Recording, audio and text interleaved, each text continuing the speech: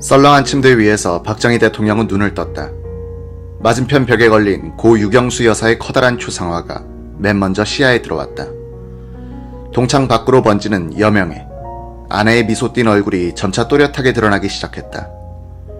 유화로 그려진 초상화 아래로는 붙박이 단이 있고 그 위에는 국화가 꽂힌 노란색 화병 2개와 책 1권이 놓여 있었다. 책은 박목월 시인이 쓴 유경수 여사로 나무 상자에 들어있었다. 대통령은 1974년 8월 15일 광복절 행사에서 문세광의 총탄에 상처한 이유, 아내 생일에는 직접 꺾은 국화 송이를 초상화 밑에 가지런히 얹어놓곤 했다. 아내가 없는 공간을 대신한 것은 박정희의 머릿맡을 차지한 효자손이었다. 스테인리스 막대 끝에 플라스틱 손이 달린 것이었다. 62세로는 단단한 체구를 가졌던 박정희는 그 무렵 노인성 소양 증세를 비롯해 3가지 질병을 갖고 있었다. 온몸, 특히 등 쪽이 가려웠던 박 대통령은 이 때문에 순면 내복을 입었고 가려움증을 없애준다는 알파-K를 주치의로부터 구해 목욕물에 풀어 몸을 적셔보기도 했지만 별 무효과였다. 밤중에 가려움이 심해도 등을 긁어줄 사람이 곁에 없어 효자손을 반려자로 삼고 있었던 호라비가 박정희였다.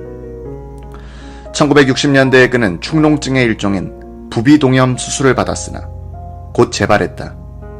1978년 하반기에 대통령은 국군 서울지구병원에서 다시 코 수술을 받았다. 그래도 코를 통한 호흡이 원활하지 못하여 편도선 주위염이나 목감기를 자주 앓았다. 그 며칠 전에도 대통령은 목감기에 걸렸었다. 노인 박정희를 괴롭힌 3번째 질병은 가벼운 궤양성 소화장애였다. 그 1년 전쯤 박 대통령은 2층 침실에서 자다가 토사광란을 만난 적이 있었다. 고통을 참지 못한 대통령은 1층 부속실로 통하는 인터폰 부저를 눌렀다. 숙직 중이던 박학봉 비서관이 뛰어올라왔다. 대통령은 기진맥진한 표정으로 내가 변소에 10번 이상 다녀왔는데 라고 했다. 주치의를 긴급 호출한 박 비서관은 대통령의 배를 주물러 드렸다. 연락을 받은 주치의가 한밤중에 청와대로 달려와 진통제를 주사했다. 잠시 후 고통이 수그러들자 비로소 대통령은 잠이 들었다. 박 비서관은 잠든 대통령에게 이불을 덮어드렸다. 그 휑한 방에 대통령을 혼자 남겨두고 나오려니까 눈물이 왈칵 쏟아졌다. 한 달 전까지만 해도 침대 발끝 오른편엔 카빈 소총 2정을 걸어둔 나무 총가가 놓여 있었다. 탄창과 실탄은 총가 및 서랍에 들어 있었다. 대통령은 한 달 전쯤 박 비서관을 시켜 이 총을 청와대 경호단에 반납시켰다. 총가가 있던 자리에는 희미한 자국만 카펫 위에 남아 있었다. 총으로 권력을 쟁취했던 박정희는 그 총구가 언젠가는 자신을 향할 것이란 불길한 예감을 버리지 못하고 있었다. 아침에 일어나면 대통령은 맨 먼저 정원이 내려다 보이는 동쪽 창문을 비롯 서재와 거실의 창문들을 활짝 열어젖혔다. 청와대 본관에 거주하는 사람들은 박 대통령의 창문 여는 소리와 함께 아침 일과를 시작했다. 지어진 지 40년째가 되었던 청와대 본관은 대통령이 욕실에 들어가 물 트는 소리조차 아래층에서 다 들을 수 있었다. 침실 옆 욕실 변기의 물통 속에는 대통령이 아무도 모르게 넣어둔 빨간 벽돌 한 장이 들어있었다. 자신이 일과 시간에 사용하는 1층 집무실 옆 대통령 전용 화장실도 마찬가지였다. 물을 절약하기 위해서였다. 석유파동 이후부터 골프를 삼간 대통령은 자리에서 일어나 창문을 열고 나면 어김없이 본관 부속실로 연결된 인터폰을 눌렀다. 운동하자. 대통령을 측근에서 수발하는 제1부속실 직원은 당시 박학봉 비서관과 이광형 부관 2사람이었다. 이들이 대통령 집무실에 근무하면서 교대로 숙직을 했다. 그날 아침 숙직한 직원은 이광형 부관이었다. 이 부관은 운동복 차림에 배드민턴 라켓을 들고 현관 앞으로 나와 대통령을 기다렸다. 잠시 후 대통령도 운동복을 입고 나타났다. 2사람은 나란히 달렸다.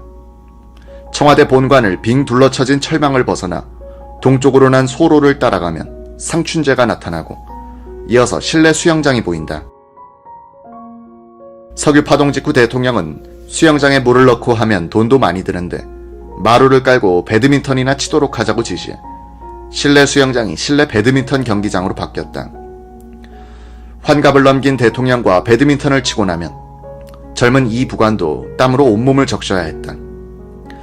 운동이 끝나자 이 부관은 도구를 챙겨 들고 대통령과 함께 본관으로 돌아왔다.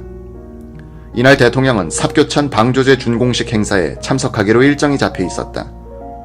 이 부관은 박 대통령의 양복과 구두를 챙기기 시작했다. 바로 그때였다. 2층 거실의 대통령으로부터 인터폰이 울렸다.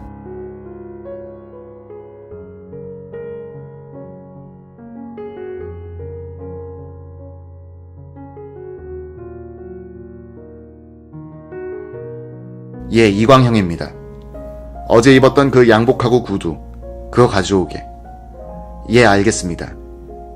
어제 입었던 양복과 구두란 허리단을 수선한 곤색 양복과 금강재화에서 맞춘 검정색 구두를 말한다. 한 해 전 코 수술을 받은 직후부터 담배를 끊었던 대통령은 몸무게가 60kg에서 3-4kg쯤 불었다. 1층 집무실로 출근할 때 자신이 전날 입었던 양복 바지를 든 채 내려온 적도 있었다. 대통령은 부관에게 바지를 뒤집어 허리 뒷단을 보여주며 손가락으로 정확히 폭을 재보이고는 여기 요만큼만 더 늘려주게 라고 했다. 부속실 직원들은 을지로 2가에 있던 세기 양복점으로 옷을 보내어 고쳐오도록 했다. 그날 대통령의 마지막 양복을 준비했던 이광형은 바지는 수선해서 입고 구두 뒤축을 갈아 실은 적도 한두 번이 아니었다고 회상했다. 이 부관은 평소보다 10여 분 늦게 양복과 구두를 들고 2층 거실로 올라갔다. 그때까지 대통령은 거울 앞에서 하얀 와이셔츠에 자주색 넥타이를 맨 차림으로 기다리고 있었다. 하체는 반바지 모양의 팬티 차림 그대로였다. 대통령은 이 부관이 들어서자 이리 가져와 하며 반겼다. 농촌 시찰이 있는 날이면 대통령은 소풍 가는 소년처럼 들떠있곤 했다. 이날도 늦게 올라온 양복을 받아 입으며 연신 어깨를 들썩이면서 알 수 없는 콧노래를 흥얼흥얼했다. 권력이란 갑옷을 걸치기 직전 박정희라는 한 인간의 내면을 엿보게 하는 것은 고독, 무인, 절약의 상징물인 효자손, 카빈, 그리고 변기 속의 벽돌이었다. 그는 양복을 입음으로써 이 같은 자신의 내면을 누구도 범접하지 못하도록 감싸버렸다.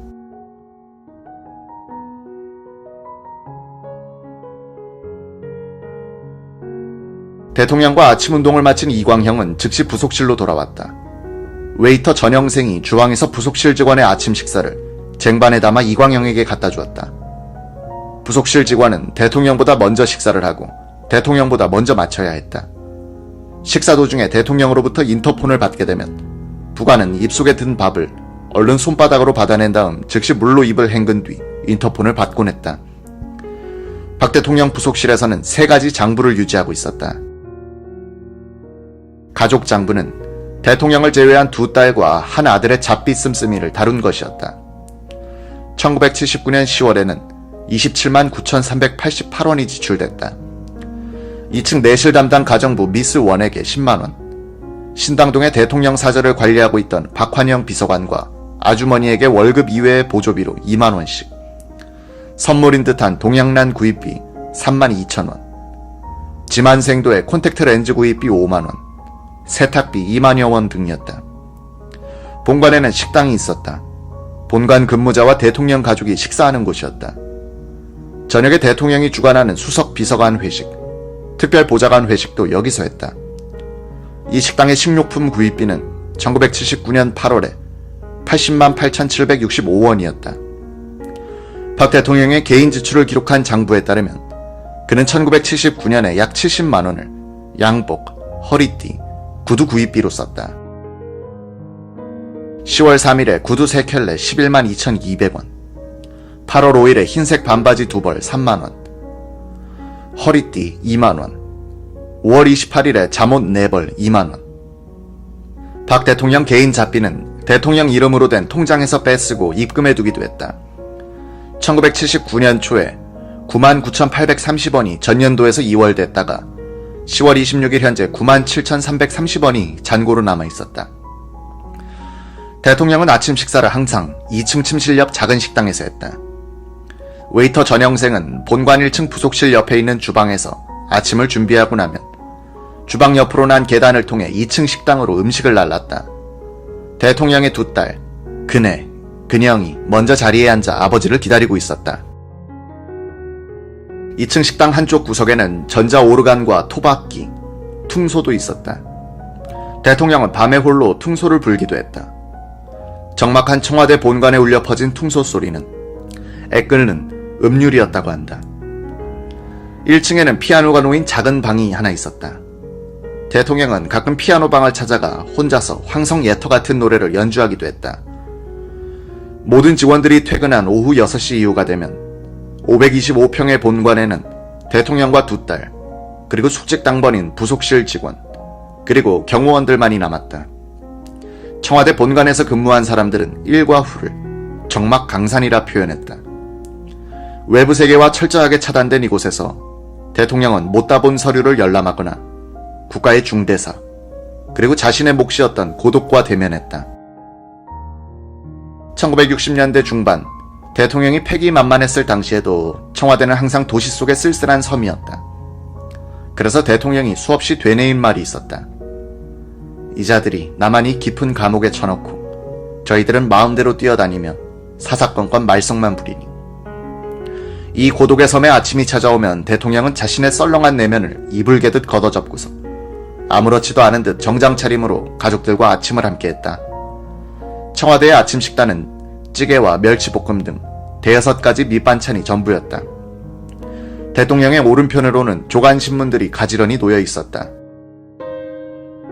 아침 식사를 마친 대통령은 늘 그러하듯 커피까지 마시고 일어섰다.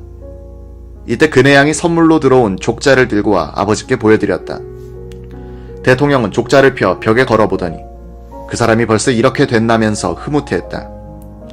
그 족자는 그로부터 40여 년 전 경북 문경에서 박정희가 보통학교 교사로 있을 때 제자였던 사람이 써보낸 것이었다.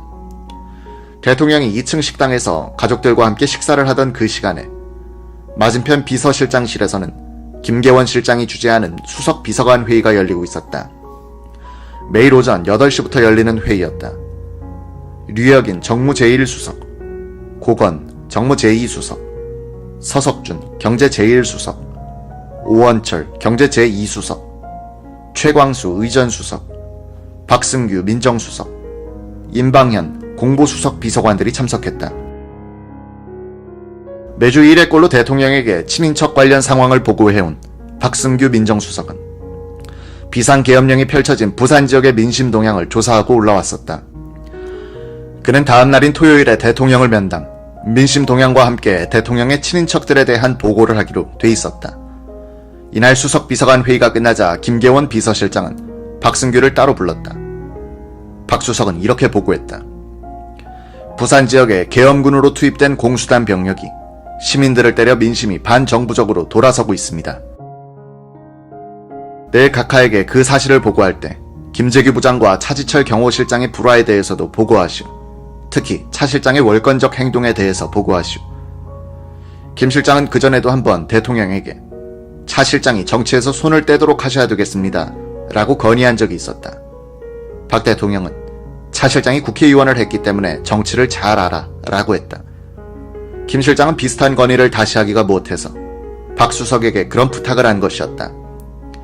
김 실장은 박 수석의 그런 보고 후 대통령을 만나 김 부장과 차 실장의 암투가 심하니 차라리 두 사람의 자리를 맞바꿔주자는 건의를 할 예정이었다. 차지철 경호실장은 이날 아침 8시 20분쯤 연희동 집을 떠났다.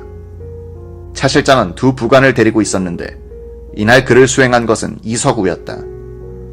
이 부관은 아침 8시에 연희동 차 실장 집에 도착, 1층에서 근무 중인 경호실 직원으로부터 차 실장의 5연발짜리 리볼버 권총이 든 가죽 손가방을 넘겨받았다. 차 실장은 8시 40분쯤 청와대 정문 우측 첫 번째 4층 건물인 경호실에 도착했다. 그는 집무실에 들어가자마자 김재규 정보부장을 전화로 찾아 통화했다. 8시 45분경이었다. 김 부장은 이날 박 대통령이 들르게 돼 있는 KBS 당진송신소 준공식에 참석하고 싶다면서 대통령과 함께 헬리콥터 1호기에 동승할 뜻을 비쳤다. 김 부장은 그런 뜻을 김계원 비서실장에게도 전했으나 결정권은 차 실장이 갖고 있었다. 차 실장은 김 부장에게 지금 시국이 불안하고 대통령께서 서울을 비우시니까 김 부장은 자리를 지켜주면 좋겠다며 냉정하게 거절했다.